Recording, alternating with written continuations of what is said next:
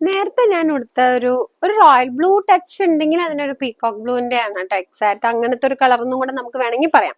ഇത് പക്ഷെ royal blue ആണ്, കണ്ടോ? എനിക്കിതിന് പക്ഷെ റെഡ് ബ്ലൗസ് ഇട്ടപ്പോ എനിക്കിഷ്ടായി. പക്ഷെ ഇങ്ങനത്തെ ബ്ലൗസ് അല്ല കേട്ടോ ഇടേണ്ടത്. ശരിക്കും ഇതിന് നല്ലൊരു കസവൊക്കെ ഉള്ള നല്ല നമ്മുടെ ടിഷ്യൂവിന്റെയോ അല്ലെങ്കിൽ പോളിക്കോട്ടൺ ടൈപ്പോ കോട്ടൺ സിൽക്ക് ടൈപ്പോ കൊടുത്തു കഴിഞ്ഞാൽ നല്ല ഭംഗിയുണ്ടാവും.